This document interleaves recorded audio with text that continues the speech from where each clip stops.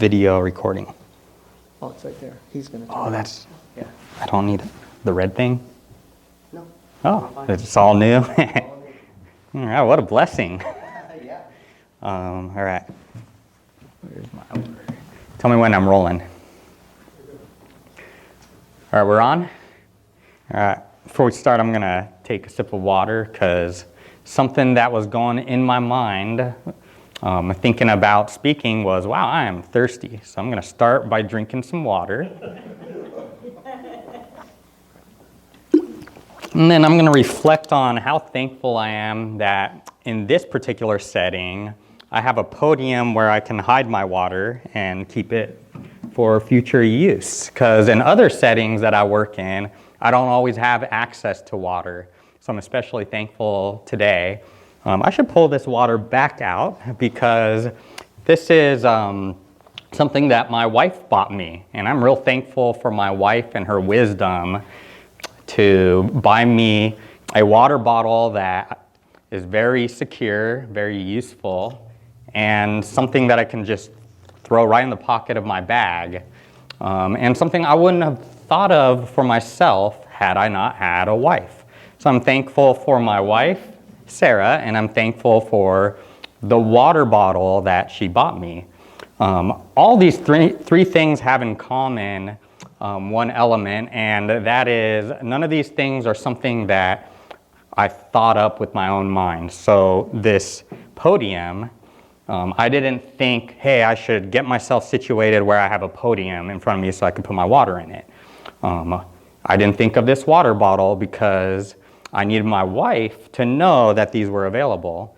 And finally, as for my wife, I did think of the idea to seek her out, ask her out, and marry her, but it wasn't purely in my power to make it happen because she had to agree to it. So I'm thankful for all these three things that I listed, and I opened this way because I believe that I have access to blessings in my life, and that's what's going to be the focus of our message today. So I'm going to open us up in prayer, and we're going to open in thankfulness.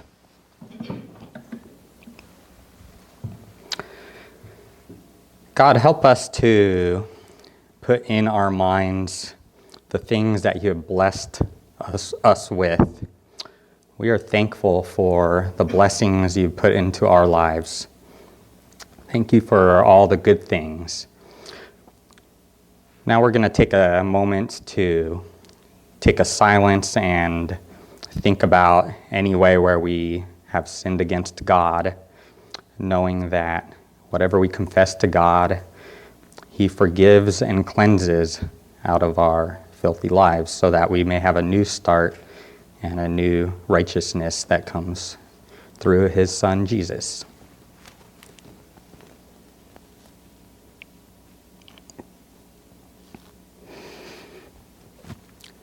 God, thank you for the blessing of your Son, Jesus Christ, who you provided for our ability to be righteous through him. That's something that we are not able to accomplish on our own power because we acknowledge that through the first sin of the first man, Adam, we have all sinned. We have inherited the sin nature, and on our own power, we acknowledge that we can't fix what has been broken since the start of the world. And rather, we trust in your provision of your Messiah, of your Christ, of your Son, Jesus, who makes it possible for us through his righteousness to receive a new start so that we can be counted as righteous and counted as new adopted members of your family. Thank you for those rights. Thank you for those blessings. And as we study your word and your book of Genesis, help us to understand what you want us to know about your blessings. In Jesus' name, amen. All right. Let's start with the question, what is a blessing? in your own minds, you might have many different definitions of a blessing and what that means. And so I'm just going to lay out a definition of my own. It's not necessarily perfect because I'm trying to build this definition from a combination of verses. So I'm just going to lay out how I'm going to understand blessing and state that a blessing is a special provision from God. Now I'm going to start us off with an example. And it happens really quickly in the Bible. Genesis chapter 2. God chose to make the seventh day of existence a special day that provides rest for anyone who chooses to recognize that it has a blessed status. And does the Sabbath have a blessed status? Yes, because after God worked for 6 days, he rested on the seventh and he blessed the Sabbath day. So it is a blessed day. Now, before we move forward, I want us to think a little bit in the present time, because each of us have different situations. Some people in organizations make it a special point to set aside one day of the week to relax and to do no work. It just so happens that both workplaces that I work in have made that point.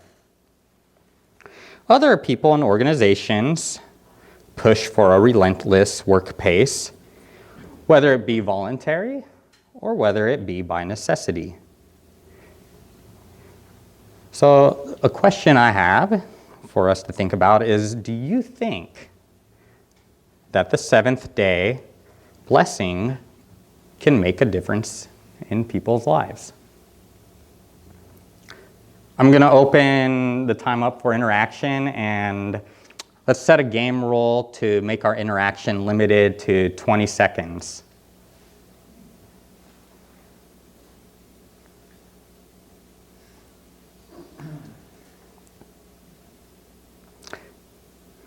All right, we'll move on. Is the seventh day a blessing that you seek? I'll share, I just mentioned a moment ago that both my workplaces happen to have a schedule where we only work Monday through Friday and we don't open on Saturday or Sunday. And initially, I think I found myself resistant to that. And I would always have carryover work that I wanted to get finished that I couldn't get done in the workday before.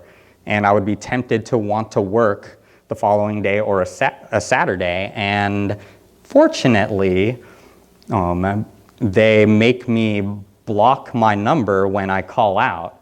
So often what happens is if I try to do extra work and get in contact with parents to follow up on their kids, often they don't pick up. So it became fruitless enough that eventually I stopped trying to have that mindset of playing catch up. And I've noticed that ever since then, I feel like I get rest on the weekends. So I share that because I'm an example of a person who found it hard personally to embrace that idea that I can benefit from the blessing of the seventh day. And there might be others who struggle with that similar challenge to embrace the blessings that God puts before us. That's why I asked the question, is the seventh day blessing a blessing that you seek? All right, so that raises the question of, what do God's blessings offer us? Let's start with fruitfulness and prosperity. And let's start with creation. When you look at the things God created on the first 6 days, a common theme was his idea that everything he created be fruitful and numerous. And so we have phrases like be fruitful and multiply, fill the earth. So God's blessings generate fruitfulness and prosperity.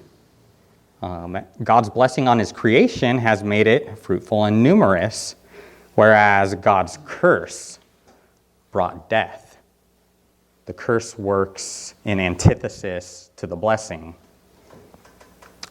So it states in Genesis 1:28 that he blessed creation, but then death came through the curse in Genesis 3:19. But even then, in chapter 9, which is generations later, we have a renewal of God's blessing on creation, where again he blesses it to be fruitful and multiply.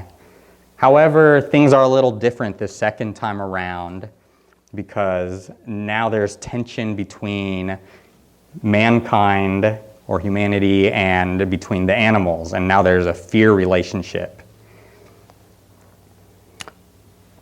And I'll be honest, I don't remember what is in Genesis 9:2-3, but I think that might be the part where it lays out that now there's tension between man and the animals. So those are the creation blessings. And now we have a movement as Genesis moves forward into the patriarchal blessings. By patriarchs, we mean some people that God set apart who would eventually become the nation of Israel. But before there was a nation of Israel, he started with one man, Abraham, and he told him, leave your own land to the land which I will direct you. And then he promised a blessing on Abraham.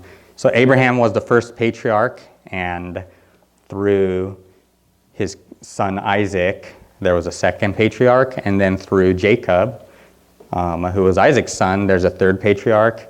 And then depending on whether you consider the 12 sons of Jacob patriarchs, you might have more. I'll leave that to you, whether to consider them patriarchs as well. And so we have these patriarchs and we have blessings that are going throughout all the patriarchs that would make them and their offspring numerous, prosperous, and victorious. So then what follows, if you're looking at the PowerPoint slide, is a whole bunch of verses. And why do I have so many verses on the slide?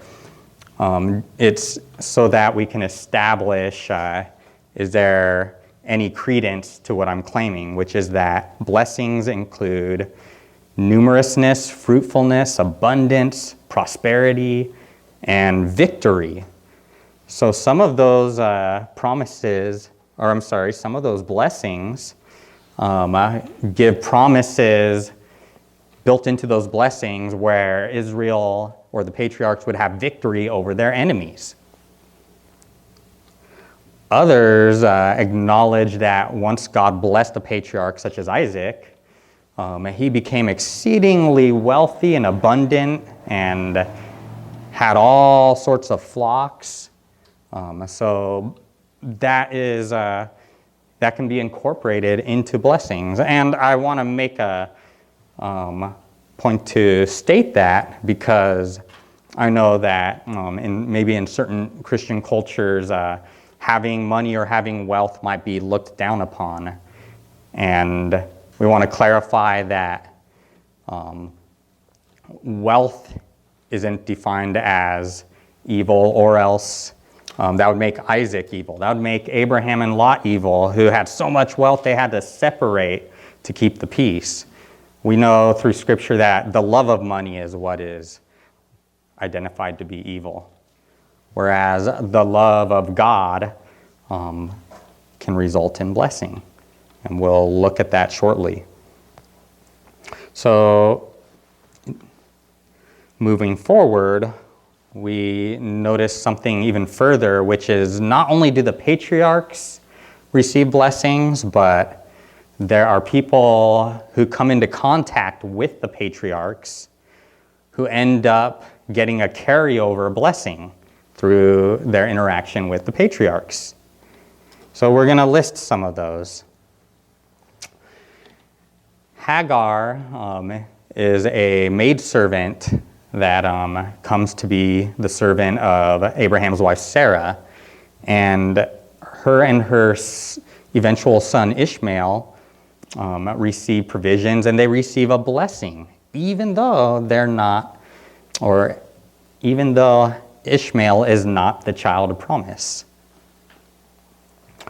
Now, Sodom has an association with Abraham at one point because Sodom is one of these nations that went to war and ended up getting massacred by another alliance of places. And Abraham's brother Lot gets entangled in this war that happens, and Abraham goes to war and retrieves his brother and has victory over one of the alliances. And Sodom is on the other side, on the other alliance. And so the nation of Sodom and the king of Sodom is very happy with what Abraham did because he had victory over the enemies of Sodom. So the king of Sodom actually approaches Abraham and says, hey, feel free to keep the spoils. And so the point I'm making is Sodom actually had association with Abraham, but we don't find that Sodom gets blessed by association. Rather, Abraham rebukes him and says, I won't receive anything you offer me because I don't want you to be able to say that you made Abraham rich, because it was God who made me rich. That's what Abraham told him. And moreover, we come to find through the book of Genesis that Sodom is a very wicked nation. And at the end of the story, Sodom does not receive blessing at all. Rather, Sodom receives judgment and gets destroyed. So not everyone who associates with the patriarchs receives blessing. There are certain conditions for that. Moving on to Rebekah, when Isaac becomes the son of promise, Abraham decides, well, Isaac needs a wife. And Abraham didn't want that wife to come out of Canaan. Now, why might that be? It could be, again, that issue of wickedness. Canaan were known for their wickedness, and Abraham appeared to know that. So he doesn't want Isaac's wife to come out of Canaan, but rather sends a servant to retrieve a wife out of his homeland. And so that's how Rebekah ends up getting incorporated into the Abrahamic blessing and gets brought back and becomes the wife of Isaac. And so I list her as an ally because initially she's on the outside and then she gets brought in. Abimelech. Abimelech is a Philistine, and Abimelech notices that, I should back up and just lay out that Abraham comes into contact with Abimelech because he has a famine in his land. Actually, I said Abraham, but Abraham and Isaac. Isaac is the one who experienced the famine, and he had to go to the land of the Philistines. And Abimelech and the Philistines noticed that Isaac was prospering and becoming really wealthy, even though he was a foreigner in their own land. And the Philistines do two things. The first thing they do is say, get out of our land, you're becoming too wealthy and numerous. I should also mention that Isaac caused some trouble in their own land. I don't want to go into it. You have the book of Genesis. Read Genesis I believe 26. You know what? I'm backing up. I have a note to myself that we should read Genesis 26 together. I wanted us to get into Genesis a little bit so that we can get a taste of the kind of stuff that's in the book. So rather than me talk about these principles, let's just experience it. Genesis 26. Feel free to just listen and not have to follow along. Now there was a famine in the land, besides the previous famine in Abraham's time. And so Isaac went to Abimelech, king of the Philistines, in Gerar. The Lord appeared to Isaac and said, "Do not go down to Egypt. Rather, live in the land where I tell you to live. Stay in this land for a while, and I will be with you and will bless you. For to you and your descendants I will give all these lands, and will confirm the oath I swore to your father Abraham. I will make your descendants as numerous as the stars in the sky, and will give them all these lands. And through your offspring all nations on the earth will be blessed." Why? Because Abraham obeyed me and did everything I required of him, keeping my commands, my decrees, and my instructions. So Isaac stayed in Gerar. When the men of that place asked him about his wife, he said, "Oh, she's my sister," because he was afraid to say, "She is my wife." He thought, "The men of this place might kill me on account of Rebekah, because she is beautiful."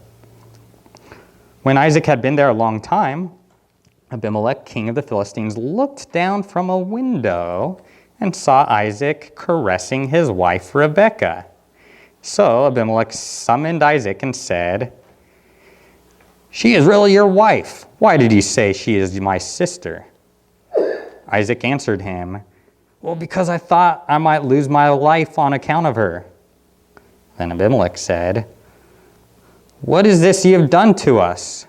One of the men might well have slept with your wife, and you would have brought guilt upon us." So Abimelech gave orders to all the people, "Anyone who harms this man or his wife shall surely be put to death." Isaac planted crops in that land, and the same year reaped 100-fold, because the Lord blessed him. The man became rich, and his wealth continued to grow until he became very wealthy. He had so many flocks and herds and servants that the Philistines envied him. So all the wells that his father's servants had dug in the time of his father Abraham, the Philistines stopped up, filling them with earth. Then Abimelech said to Isaac, "Move away from us. You've become too powerful for us." So Isaac moved away from there and encamped in the valley of Gerar, where he settled. Isaac reopened the wells that had been dug in the time of his father Abraham, which the Philistines had stopped up after Abraham died, and he gave them the same names his father had given them. Isaac's servants dug in the valley and discovered a well of fresh water there.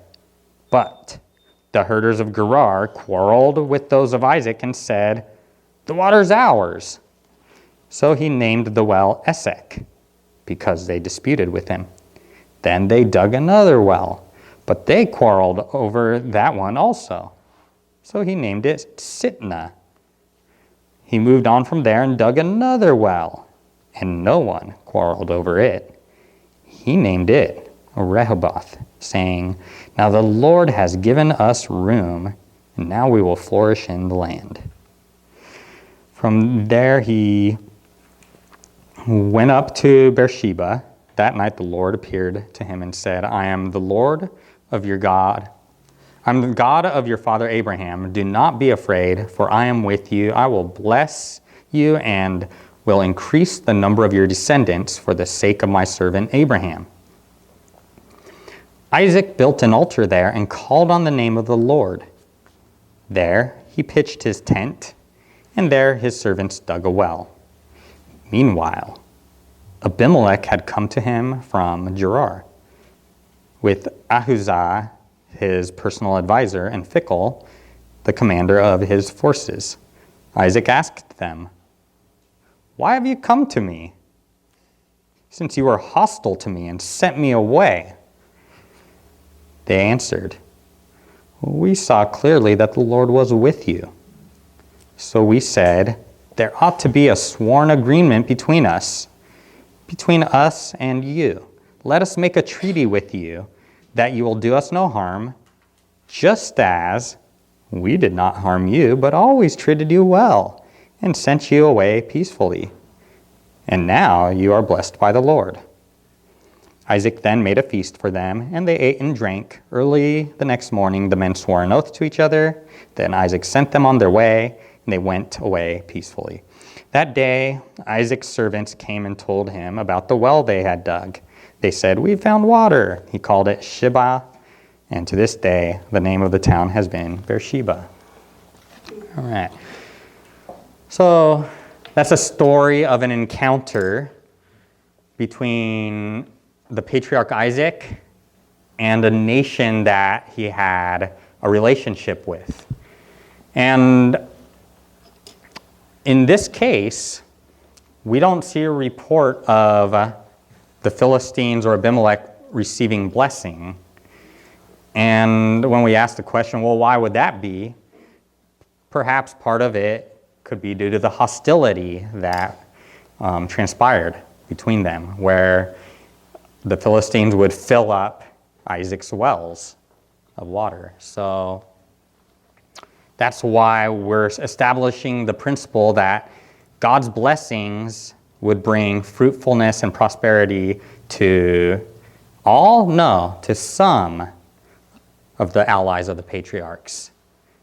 And we're starting to see some commonalities of how that blessing can be excluded. Okay, so Laban is an interesting case that gets a little more complicated from the ones we've seen before. In Laban's case, this is a case involving the patriarch Jacob, who is the son of Isaac. And what we come to learn about Jacob is he is not the most fair and truthful character, but he tends to use trickery and deceit and whatever it takes to seize what he wants. And so he wanted the blessing and the birthright that should have otherwise gone to his older brother, but he, through trickery, was able to gain the blessing for himself. And he ends up in Laban's land because once his brother found out about the trickery, he got enraged. And so he had to get out of there because he didn't want to risk getting killed by his brother. So he ends up in Laban's land and learns something about Laban, which is that Laban has a lot of the same kind of craftiness and deception that Jacob has. So the story lays out a situation where he gets a little bit of a taste of his own medicine. And so they have little back and forth rivalries where they exploit one another. And through that process, Laban figures something out. And what he figures out is that through the presence of Jacob, just by being around him, he's receiving blessings. Because Jacob is blessed by God, and now by extension, he's starting to receive blessings from God. And he puts it together and expresses it.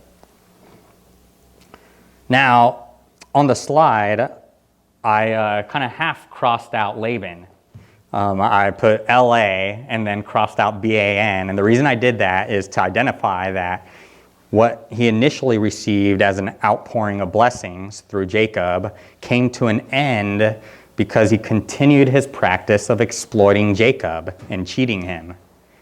And so Jacob kind devises this plan to take all of Laban's wealth and then get out of there. And so Laban, at the end of the story, ends up with nothing. How does that all work? Well, that's for you to read the book of Genesis to find out if you don't know already. But the outcome is them coming together because Laban pursues him, chases him down, and then confronts him. Why have you messed me up? Why have you taken all my stuff? And then Jacob confronts him over his mistreatment. He says, I worked for you for how many years? Over 20 years, and you changed my wages 10 times.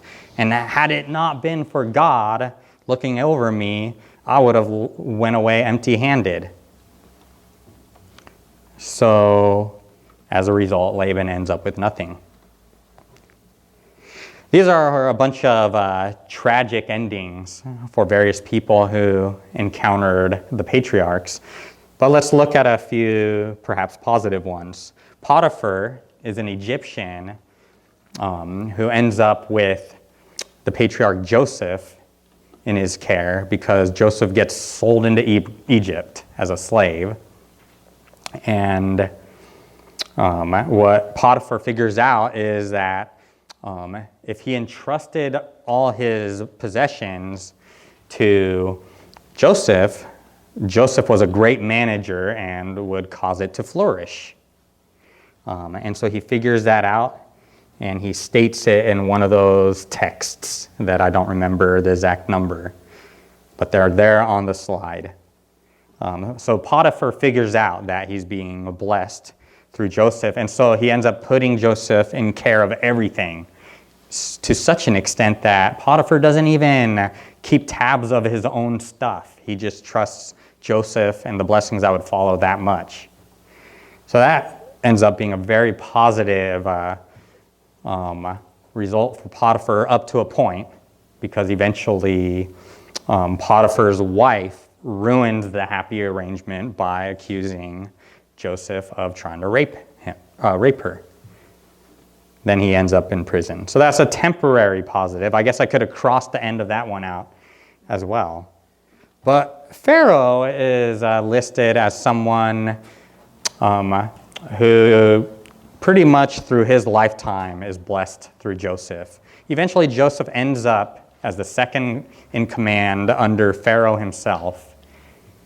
And Pharaoh receives wisdom from Joseph, becomes a nation of wealth at a time when everyone else was poor and destitute due to a famine. And, sorry, I'm just paying attention to time. And also receives a blessing from Jacob, where he just straight out blesses Pharaoh. So this is a great example of someone who is not a patriarch, but rather a nation who gets blessed because he recognized that God was with the patriarchs and received blessing by extension. And that takes us to the blessing that comes through Abraham upon all nations. So through Abraham, all nations would be blessed. Those who bless him would be blessed. Those who curse him would be cursed. And we see that relationship through all the examples we looked at, where some people chose to respond favorably to the patriarchs and in turn would be blessed. Others chose to respond negatively and lost out on the blessings. So, blessing from God, even after the curse, we come to find can be made available to all peoples. But it has to work through a certain way.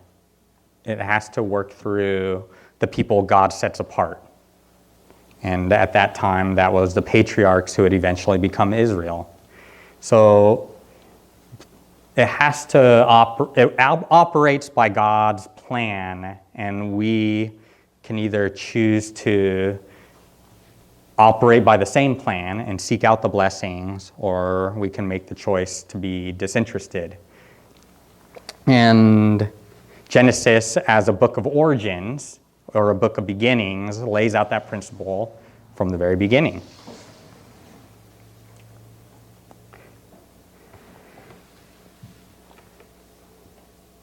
God's blessings, we've learned, generates fruitfulness and prosperity. So it adds a positive, but it also takes away bad stuff. So it gives us a positive and it protects us from bad or negatives. And specifically, God's blessings bring about deliverance and preservation. God protects and preserves those who are blessed. What's in Genesis 9, 1 through 16? Well, it's God's renewed blessing on creation after God flooded the earth and destroyed everyone except for a handful of people. But after he destroyed everyone, he renews his blessing and says, be fruitful, multiply, fill the earth. And then he adds a promise to that. He says, never again will I flood the earth, or will I curse the ground? And prior to that promise, we have this interesting conversation between God and himself, where God talks to himself and says, never again will I curse the ground or flood the earth, even though man is perpetually evil and wicked. So even humanity's wickedness and evil can't sabotage the blessing that he imparts one chapter later. So in the case of humanity as a whole, we are preserved in spite of our evilness and our corruption. So that's the first and a hugely important example. Then we get an example of Abraham and the first patriarch. God promises Abraham that he is going to bless Abraham and his son Isaac, and Isaac would become the child of promise. Now, that promise gets challenged at the end of Abraham's life because God instructs Abraham to kill his son Isaac, specifically to sacrifice him, your one and only son whom you love. I want you to sacrifice your son Isaac. And amid the many different things that are getting put to the test, it could be argued that the most important thing being put to the test is God's promise. God promised that it would be through Isaac that he would receive all the blessings. His offspring would become nations and would become as numerous as the stars in the sand. That's being put to the test, and at the end of the test, Abraham came to find that God would preserve his son. Isaac didn't die, but a substitute sacrifice was provided, and Abraham commemorates that place as with the name "The Lord Will Provide." The other citation I have involves the anticipation that eventually the patriarchs and their sons and Israel as a nation would end up in Egypt and would end up being subjugated into slavery. And Abraham is given a vision where he gets to foresee that reality. And God promises him that God would deliver out of that nation, out of Egypt, his people Israel. And also assures him none of this will occur in your lifetime. In your lifetime, you'll have peace. So I think I skipped ahead on that because that was the next point. God delivers those who are blessed.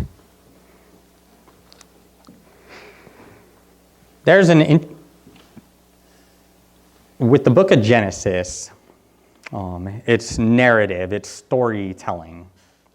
If that's the character of that book. And so if we're talking about a genre that is storytelling, usually you need a plot line. You need something that gets the uh-oh factor going. And so what is that in Genesis?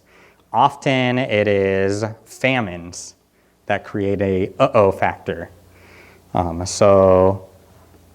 Usually the way it works is a famine enters into the land of Canaan, and someone like Abraham or Isaac or the 12 sons of Jacob end up having to leave somewhere else.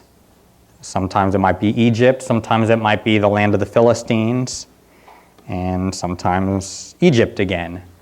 And so what this does as a storybook is it puts to test, will these blessings endure? And so what we learn is that God demonstrates that he preserves and delivers his blessed people during these times of famine and displacement.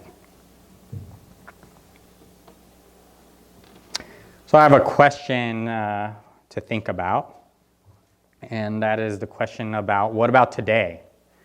What modern time conditions are there that have led to those conditions that are reminiscent of displacement? What occurs today that looks similar to times of famine back in the ancient times? Can anyone think of things that we experience today that displaces anyone? I see his. Well, yeah, the Middle East, what's going on, and all the people, the refugees are getting thrown all over Europe and even here. And Really? People are being displaced out of the Middle East? How could that happen? what do you mean? Well, why are people leaving? Because of all of the conflict that's going on, Oh, there's conflict going on? Like what? like ISIS. You know, Oh, ISIS? That's the terrorist organization, Yes. right? Okay. Yes. So we haven't fixed, I thought we're all about peace and I love you, you love me in the modern day. We're still fighting wars today? Of course. Of course. Okay, I just figured that we might have evolved as a human race, but it sounds like there's still wars. Is there still corruption? Of course. Okay. And so we still experience displacement. And yeah, that was a massively displacing event, wasn't it? Thanks, Bill. That's a great example. Somehow I didn't even think to bring up the ISIS example. What about economically? Do people experience displacement in any manner today? Poverty? How does poverty result in people being displaced? Losing their home, Oh, so people lose their homes? foreclosure. Foreclosure? Is that the housing crisis? It's still going on. And it's still going on? Okay, so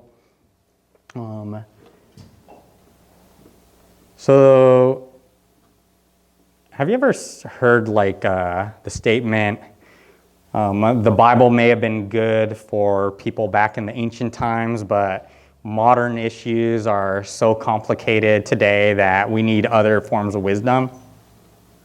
Has anyone heard that kind of statement? Or am I crazy? I need feedback so I know whether I'm crazy. I'm crazy? No one says that? Okay. Okay, so in some form or another, people will say, hey, we need more than the Bible because things are more complicated today. Yeah, they say the Bible's antiquated and we've evolved. We're much smarter now. Science is proven to work and God is dead and things like that. So they're putting a lot of faith in man now rather than the antiquated Bible. So we put faith in man now and new evolved ways of handling the world's problems. And how's that working for us? We're in a mess now. We're still in a mess? Okay. So, For those who haven't done it, they are not. For those who have not followed suggestions of other people to dismiss the Bible, but for those who have followed and walked in the ways of the Lord, they have found out that it is not antiquated, but it is very real and very alive. And I'm speaking for myself and many people who are in this room who have trusted God through all this promises and through their lifetime. oh, so does that mean that there is a place today for God's blessings? Okay, so that raises us to the question of how do we seek the blessings? Let's see, we have 5 minutes, right? So, Continue. okay. Or continue. So I'm not going to be here next week, and so should we continue in 2 weeks? Yeah, we'll see, we'll work it out. Okay. Either in 2 weeks, or we'll figure it out, yeah. All right. So, well, we have a few minutes. We could either end early, or I can open the floor up to any questions or burning thoughts that have been in any of your heads as we explored what do the blessings look like in Genesis. It seems like the blessings are always associated with some difficulties. Oh, The blessings, for instance, of Noah came after a great flood. The blessing of creation, of course, is one that wasn't that trauma, but the blessing continued after the fall. And at each point, it seems blessings are always going to be associated with difficulties. And I think it's, I'm thinking of financial, I'm thinking of calamities, if you see the blessings. yeah. Motivation, but I think you might be onto something, which in 2 weeks, I think we're going to find that we're going to end up right where you're pointing out. Because what is the tension that generates the need for blessings? How would we? dependence. Oh. So, Am I going to be dependent upon myself, upon government, or am I going to be dependent on God? So it's a character molding aspect. so dependence on self versus dependence on God. Is that a tension in the book of Genesis for those who have either studied it or been participating in the second hour? Is self-dependence or independence versus God dependence, is that a tension in the Genesis? I see nodding, so how so? How is that a tension? Imagine having to offer your own son. That's Hmm. a lot of tension there. You have to, in obedience, you have to trust him and obey in spite of the fact that it goes contrary to, what you know to be true, namely to offer up your own son as a sacrifice. So in the case of Abraham being told by God, offer up as a sacrifice your one and only son whom you love, there's trusting in God versus, what would be the alternative in that case, Pastor Freddie? Disobedience. And so how would, if he chose to disobey, could he make the connection of how that would be self-dependence? What would he gain if he were to make that choice? Well, he thinks that the way to have what he truly wants, which is his son, would be, if he was to disobey, would be to go against what God Yeah. commands and instructs. Yeah, and if he were to, let's say he went that way, what might he think that he would gain from that? His son would still be alive. Okay, his son would still be alive. Yeah.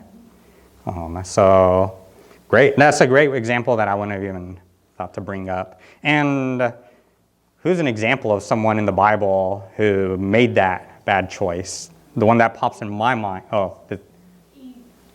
Eve. Was she being asked to give up something? No, I was just Yeah. Well, what do you think? I was just looking at it the way of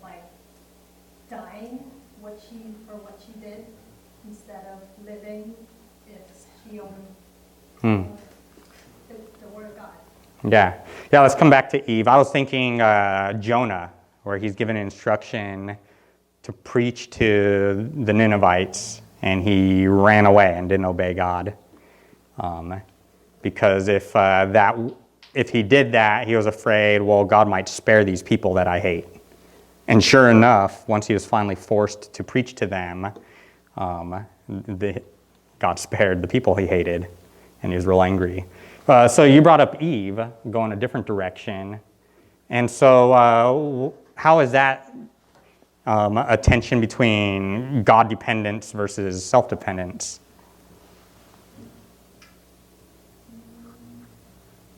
For what he said versus what she heard Hmm. the serpent say.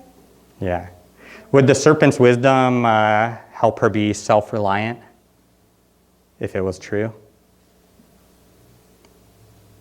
That was the whole idea, was to get her to operate apart from God. Yeah. So that would be self-reliance.